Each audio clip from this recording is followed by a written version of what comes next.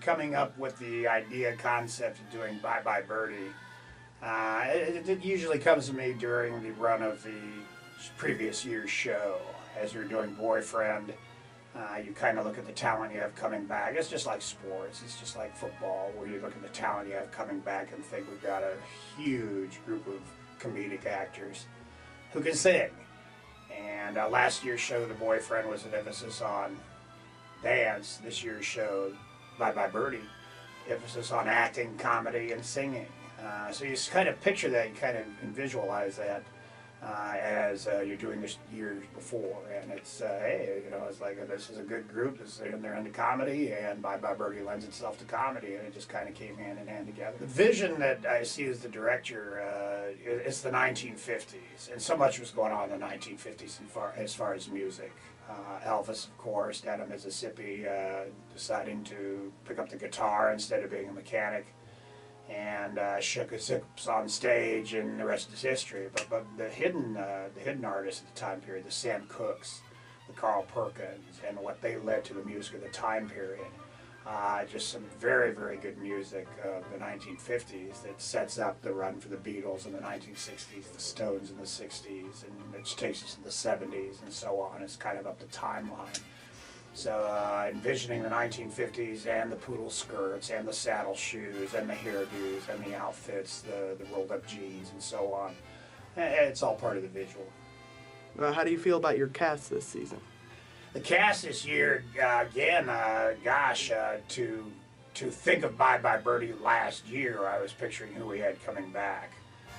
Every year you have surprises. It's just like in the sports world that you kind of know that people you have coming back, there's always surprises that walk in.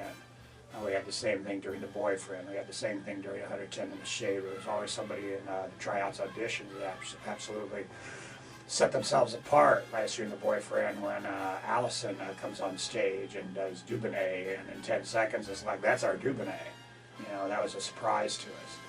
This year we had so much young talent that we weren't really expecting from the freshman class. We knew the sophomore class we had was talented. We knew the junior class talented. We knew the senior leadership that we had coming back. And the surprises we saw to have somebody who was really not involved in the musical before, a junior, to be able to step up and kind of hit it out of the ballpark and during his audition, and becomes then the Hugo character. To have a senior who we knew was funny last year in The Boyfriend, to come on stage during the auditions and knock the dad McAfee out of the ballpark, and got the role.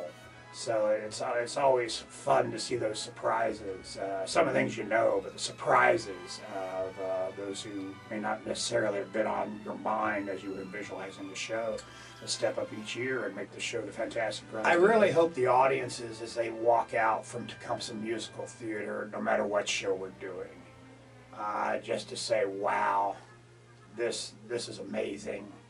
This tribe we have, this group we have, and again, let's never forget the people behind the scenes. The actors on stage always get the bows, always get the curtain calls, always get the applause, but it takes a tribe to raise a curtain. And this tribe we have, from stage crew to the parents who are doing the costumes, to the marketing department, to every aspect that comes into it, just like a football team, let's be honest about it. It takes everybody in the front office, it takes people, doing this, doing that behind the scenes that produce a Super Bowl champion. It's the same with Tecumseh Musical Theater. It's an entire tribe effort of over 100 people that put this together from pit, on down the line. And for people to walk out of here saying, wow, that was amazing, this isn't like a high school musical, this is much higher level. That's what you kind of look for, the aero pride, the idea that we are one of the best, and that's what I hope the audience can take out of here, that they said, wow, I'm going to tell my friends, I hope my friends come to it. In fact, I'm going to come back and see it again.